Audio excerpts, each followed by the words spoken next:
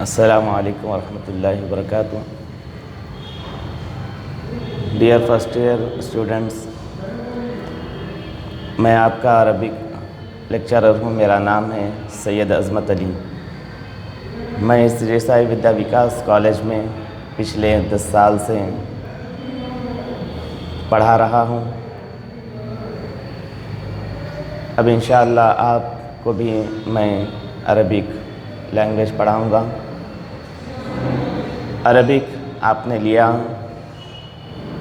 اور آپ یہ سوچ رہے ہوں گے، آپ کے ذہن میں یہ خیال آ رہا ہوگا کہ عربک کی ہم کیسے اسٹڈی کریں گے، کیسے پڑھیں گے۔ بالکل اس بات سے آپ فکر نہ کریں، کیونکہ عربک جو سلیبس ہے وہ بالکل ہی آسان ہے۔ انشاءاللہ میں آپ کے ساتھ پوری کوشش کروں گا کہ آپ بہتر طریقے سے عربک سیکھ سکیں اور پڑھ سکیں۔ پچھلے کئی سالوں سے ہمارے کالج کا یہ ریکارڈ رہا ہے کہ کالج کے اندر تقریباً بچوں نے 90% مارکس لائے، اور بہت سارے ایسے بچے ہوتے ہیں جو 99 مارکس لاتے ہیں۔ تو انشاءاللہ آپ بھی اگر میرے بتائے ہوئے چیزوں کو آپ فالو کریں گے تو ضرور آپ بھی اسی طرح 99 مارکس لا سکیں گے۔ اور میں آپ کو مبارکباد دیتا ہوں کہ آپ نے یہ کالج جوائن کیا، سری سائی ودیا وکاس، جہاں پر جو فیکلٹیز ہیں وہ بڑی ہی محنت اور جستجو اور لگن کے ساتھ اپنے اسٹوڈنٹس کو پڑھاتے ہیں اور ان کے ڈاؤٹس کو کلیئر کرتے ہیں۔ تو بالکل آپ تمام فیکلٹیز کے ساتھ جو وہ پڑھا رہے ہیں بڑی توجہ کے ساتھ غور سے سنیں، اور جو بھی وہ چیزیں بتا رہے ہیں ان کو پریکٹس کرتے رہیں اپنے گھر پر۔ جب آپ کالج کو آئیں گے تو آپ اور بھی بہت بہتر فیل کریں گے، اور آپ اپنے جو بھی ڈاؤٹس ہوں گے وہ بہت اچھی طریقے سے سمجھ سکیں گے۔ تو سب سے پہلے میں عربک لینگویج کے بارے میں بتاؤں گا کہ ہمارے لیے عربک لینگویج میں کیا کیا چیزیں رکھی گئی ہیں۔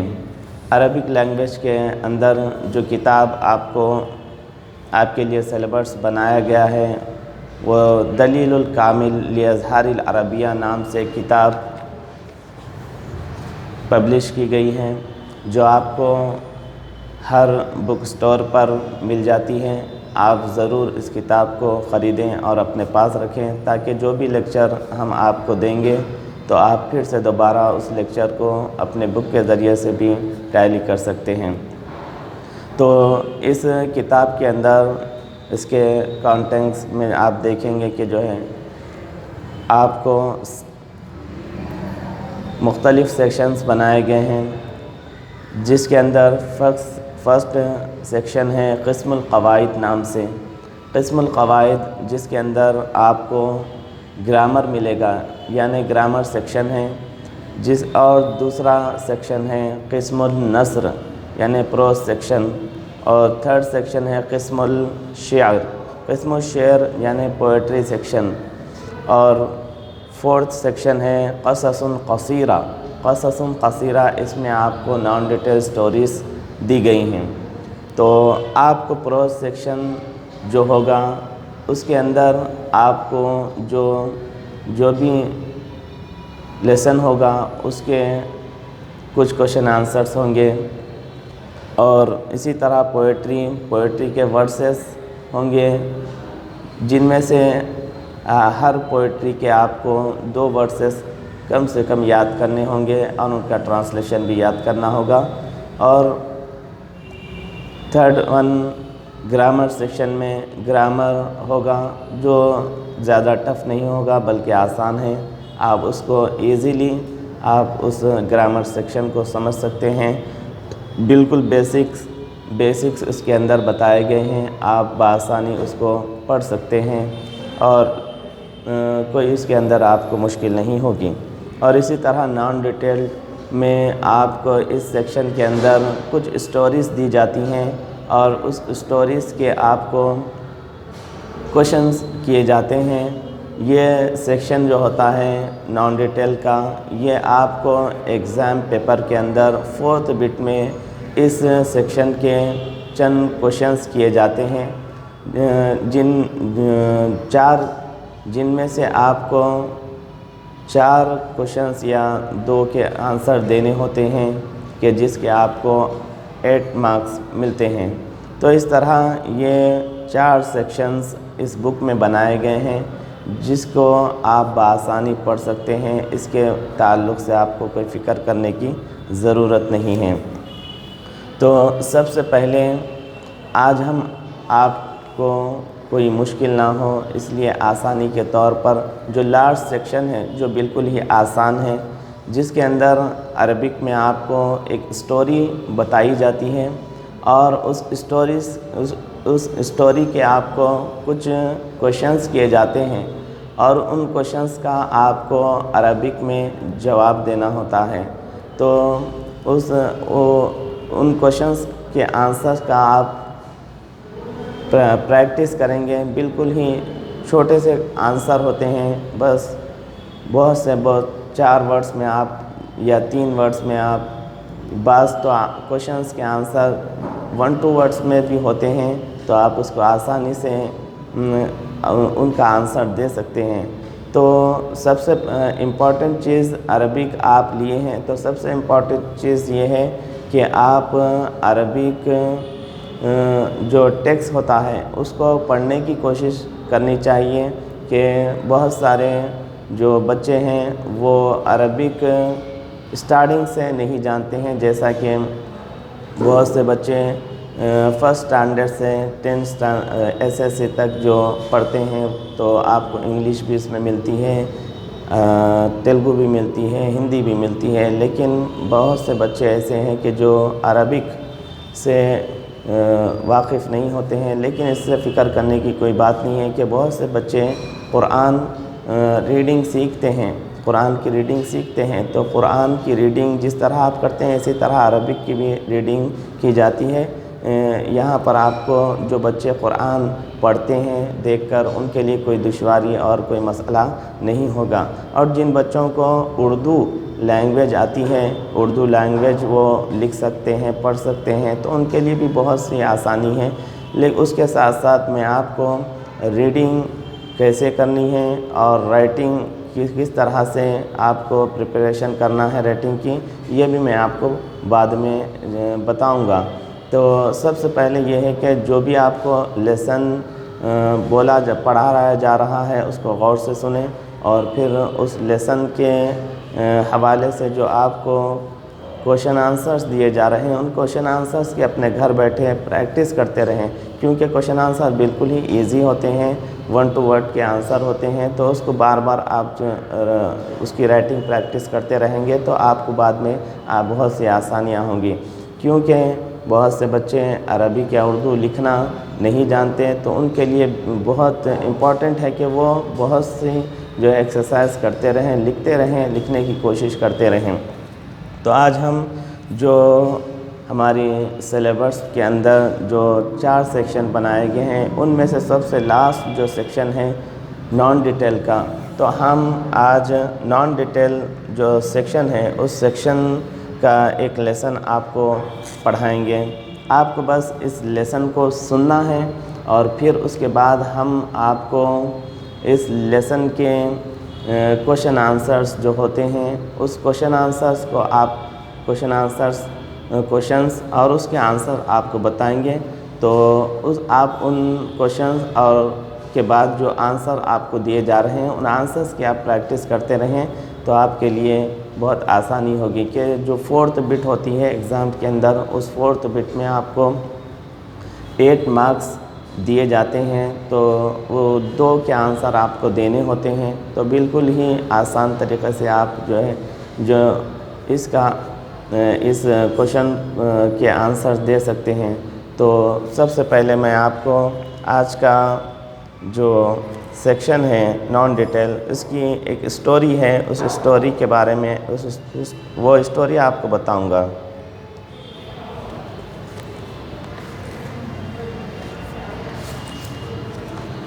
نان ڈیٹیل کے اندر آپ کو چند اسٹوریز دی گئی ہیں۔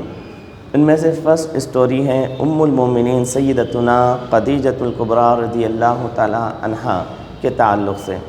سیکنڈ اسٹوری ہے ملکۃ السبا، اور تھرڈ اسٹوری ہے الحاکم الزاہد۔ یہ 3 اسٹوریز آپ کو اس سال پڑھائی جائیں گی، کیونکہ اس کے علاوہ اور بھی اسٹوریز اس سیکشن میں تھیں۔ اشفاق اللہ خان ایک فریڈم فائٹر کے نام سے، تو یہ کووڈ-19 پینڈیمک کی وجہ سے سلیبس سے اس کو ڈیلیٹ کیا گیا ہے۔ اور المسرحیۃ ڈرامہ کے نام سے ایک لیسن دیا گیا تھا، یہ بھی کووڈ پینڈیمک کی وجہ سے ڈیلیٹ کیا گیا ہے۔ تو یہ 6 آپ کو اس کے اندر اسٹوریز تھیں، جن میں سے 2 کو ڈیلیٹ کیا گیا ہے، اور صرف آپ کو سلیبس میں اب باقی ہیں 4 اسٹوریز۔ تو نان ڈیٹیل کی سب سے پہلی اسٹوری ہے ام المومنین سیدتنا خدیجۃ الکبریٰ رضی اللہ تعالی عنہا کے نام سے۔ تو آج ہم آپ کو سیدتنا خدیجۃ الکبریٰ رضی اللہ تعالی عنہا کے بارے میں اس بک میں کیا بتایا گیا ہے، اس کو آپ سنیں گے کہ یہ پورا لیسن عربک میں ہوگا، تو میں آپ کو عربک کے ساتھ ساتھ اس کا ٹرانسلیشن بتاتا جاؤں گا تاکہ آپ کو سمجھنے میں آسانی ہو۔ تو عاشت السیدۃ خدیجہ رضی اللہ تعالی عنہا بنت خویلد فی بیت غنی۔ سیدہ خدیجہ رضی اللہ تعالی عنہا جو خویلد کی بیٹی تھیں، فی بیت غنی، وہ ایک مالدار گھرانے میں اپنی زندگی گزاریں۔ وکانت محبوبۃ عند والدیہا لذکائہا و ادبیہا، اور وہ اپنی ذہانت یعنی اپنی عقل مندی اور اپنے ادب کی وجہ سے اپنے والدین یعنی پیرنٹس کی بہت چہیتی تھیں۔ تو خدیجۃ الکبریٰ رضی اللہ تعالیٰ عنہ کے بارے میں بتایا جا رہا ہے کہ وہ خویلد، ان کے جو فادر تھے ان کا نام ہے خویلد، اور ان کی زندگی ایک مالدار اور ایک دولت مند گھر میں ان کی زندگی گزری، اور اس کے ساتھ ساتھ وہ اپنی ذہانت اور اپنی عقل مندی کی وجہ سے اپنے پیرنٹس کی بہت چہیتی تھیں۔ ولما مات زوجها الثانی اشتغلت بالتجارت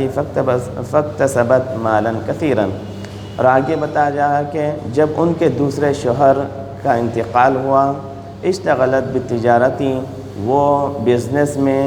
مشغول ہو گئیں، فاکتسبت مالا کثیرا، انہوں نے ڈھیر سارا مال کمایا۔ تو جب ان کی دوسرے شوہر یعنی ان کی پہلی شادی ہوئی، وہ گزر چکے، تو دوسری انہوں نے شادی کی اور وہ بھی گزر چکے، تو انہوں نے اپنے آپ کو بزنس میں مصروف کیا، اور پھر انہوں نے بزنس کر کے بہت سا مال کمایا۔ وکان النبی محمد صلی اللہ علیہ وسلم شہیرا بالامانۃ والصدق، اور نبی محمد صلی اللہ علیہ وسلم یعنی پروفٹ محمد صلی اللہ تعالیٰ علیہ وآلہ وسلم امانت داری اور سچائی کے حوالے سے مشہور تھے۔ یعنی اس زمانے میں محمد صلی اللہ علیہ وآلہ وسلم کی امانت داری اور ان کی سچائی عرب دنیا میں بہت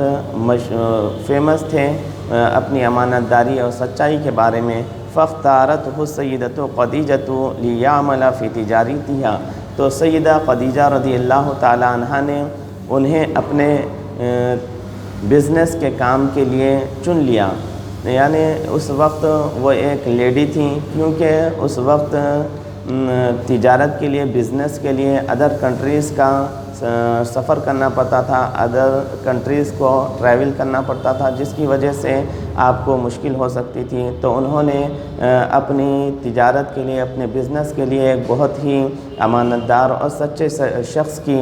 سچے آدمی اور پرسنالٹی کی انہوں نے جو ہے تلاش کی۔ تو ان کو عرب دنیا کے اندر آپ سے زیادہ کوئی سچے اور امانت دار شخص نہیں ملے، تو آپ نے پروفٹ محمد صلی اللہ علیہ وسلم کو اپنے بزنس کو سنبھالنے کے لیے چن لیا۔ فسافر الی الشام فی رحلۃ تجاریۃ، پس انہوں نے یعنی پروفٹ محمد صلی اللہ علیہ وسلم نے پہلا تجارتی سفر کیا وکان معه فی تلک الرحلتی، اس سفر میں ان کے ساتھ میسرۃ خادم السیدۃ خدیجہ، سیدہ خدیجہ رضی اللہ تعالیٰ عنہ کے ایک سرونٹ میسرہ بھی تھے۔ یعنی جب آپ سفر کے لیے نکلے، پہلا آپ کا یہ بزنس ٹور تھا، تو اس بزنس ٹور کے اندر آپ کے ساتھ خدیجۃ الکبریٰ رضی اللہ تعالیٰ عنہ کے ایک سرونٹ جن کا نام میسرہ تھا وہ بھی آپ کے ساتھ تھے۔ پھر آگے بتایا جا رہا ہے کہ بعد ما عاد رسول صلی اللہ علیہ وسلم من رحلۃ الشام اخبر میسرۃ السیدہ خدیجۃ رضی اللہ تعالیٰ عنہ ما رأى فی تلک الرحلۃ۔ رسول صلی اللہ علیہ وسلم یعنی پروفٹ محمد صلی اللہ علیہ وسلم جب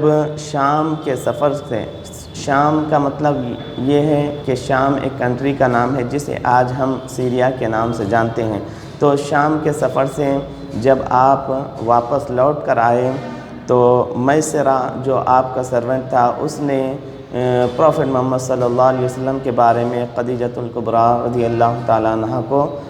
خبر دی، بتایا جو کچھ اس نے اس سفر میں، اس ٹور کے درمیان میں دیکھا۔ اخبرہا میسرۃ عن صدق محمد صلی اللہ علیہ وسلم و امانتہ، میسرہ نے پروفٹ محمد صلی اللہ علیہ وسلم کی سچائی اور آپ کی امانت داری کے بارے میں انہیں بتایا۔ کما اخبرہا بالصحابۃ التی کانت تظللہ من حر الشمس، جیسا کہ اس نے حضرت خدیجہ رضی اللہ تعالیٰ عنہ کو خبر دی تھی اس بادل کے بارے میں جو دھوپ کے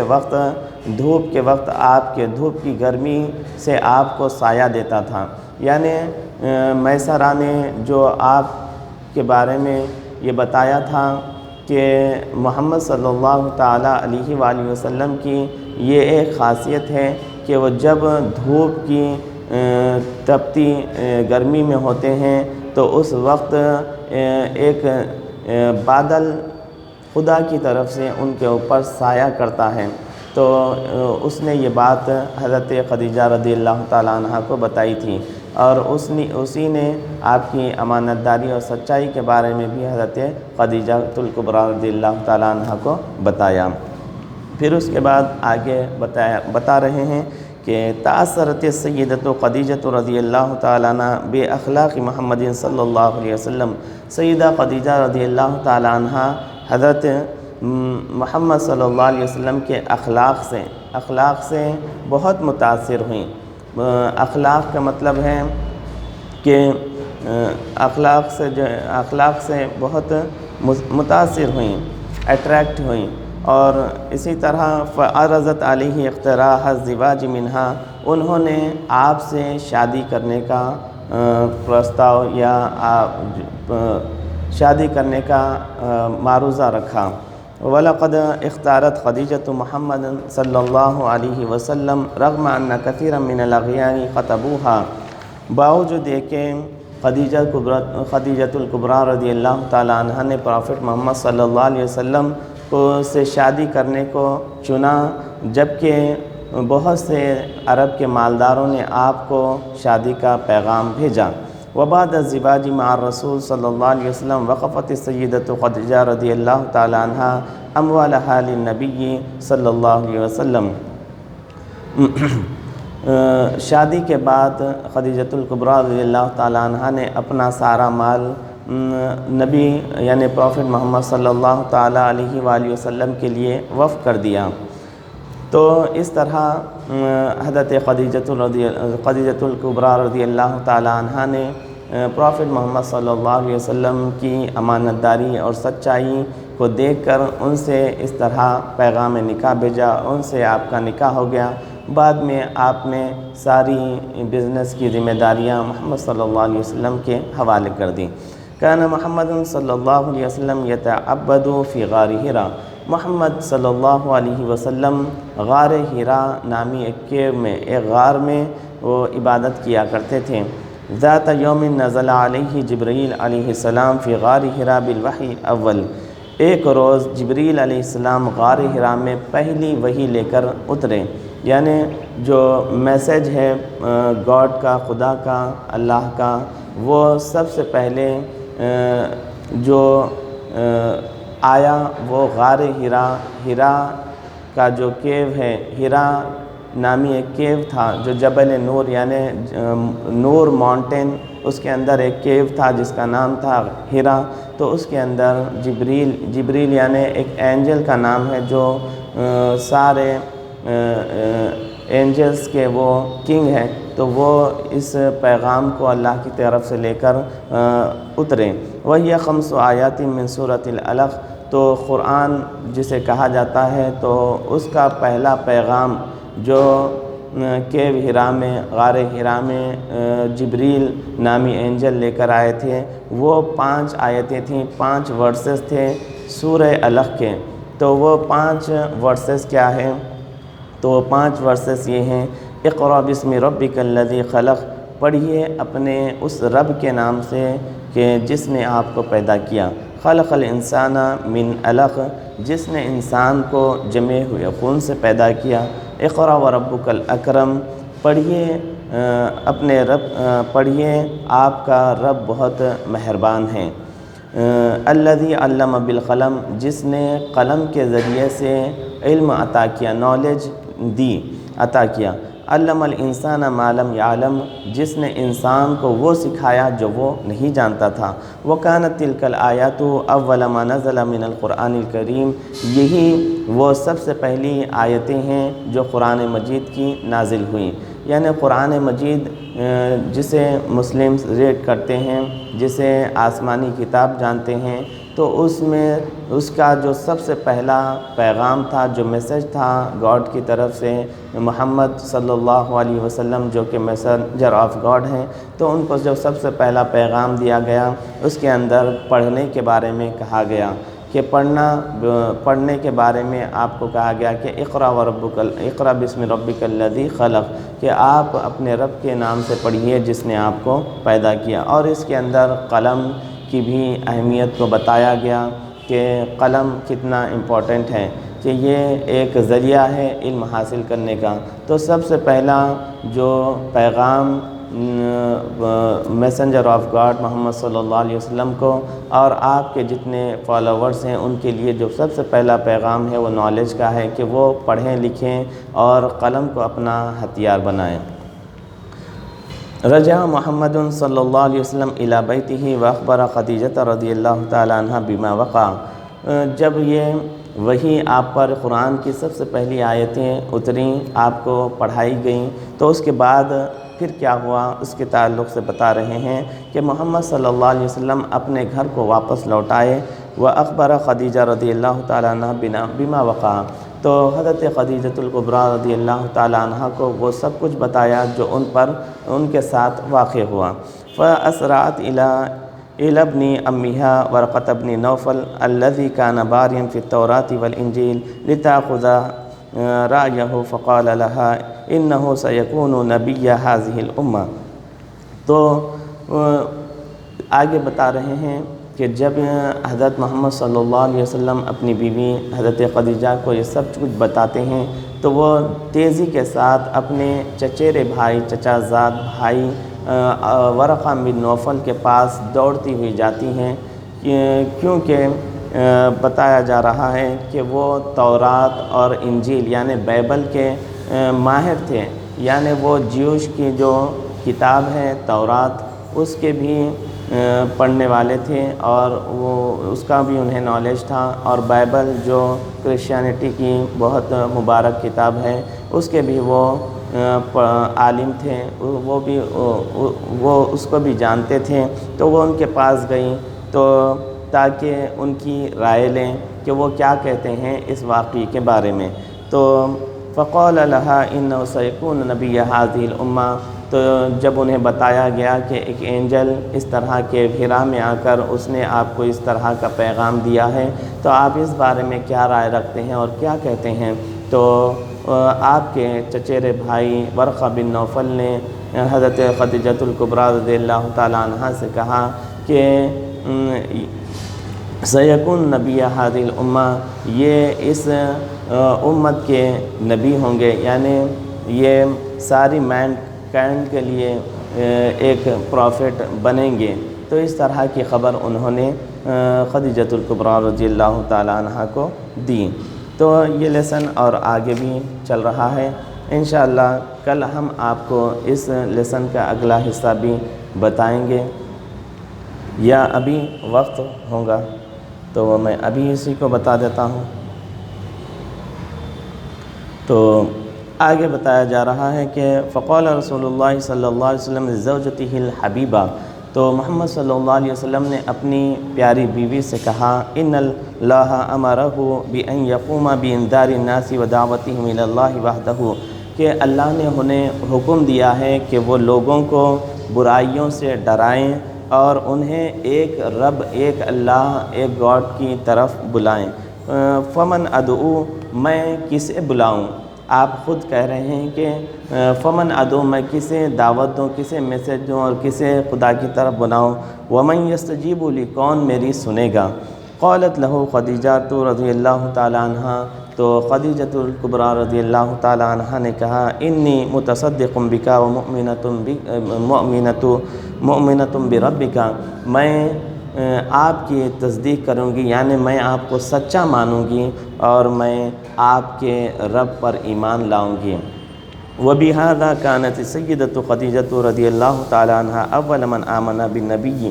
تو اس طرح سیدہ خدیجۃ الکبریٰ رضی اللہ تعالیٰ عنہ وہ سب سے پہلی خاتون ہیں جنہوں نے نبی کریم صلی اللہ علیہ وسلم پر ایمان لایا، جو آپ کی سب سے پہلی فالوور بنی۔ تو یہ بہت بڑی بات ہے کہ آپ کے گھر کے لوگ آپ کو سچا مانتے ہوں اور آپ کے اخلاق سے متاثر ہوں، کیونکہ بہت سے دفعہ ایسا ہوتا ہے کہ انسان باہر تو اپنے آپ کو فرشتہ بتاتا ہے، لیکن گھر میں وہ ایک شیطان نظر آتا ہے۔ گھر کے لوگ آپ کو اگر بہتر سمجھیں تو یقیناً آپ باہر بھی کامیاب ہوتے ہیں۔ تو کسی بھی شخص کی اچھائی اگرچہ معلوم کرنی ہو تو سب سے پہلے اس کے بارے میں اس کے گھر والوں سے جاننا چاہیے، کیونکہ انسان باہر تو بہت اچھا اپنے آپ کو ظاہر کرتا ہے لیکن وہ اندر سے کچھ اور ہوتا ہے۔ تو اس طرح سب سے پہلے آپ کا پیغام کو سچ ماننے والی اور آپ کے پیغام کو ماننے والی آپ کی خود کی بیوی تھی۔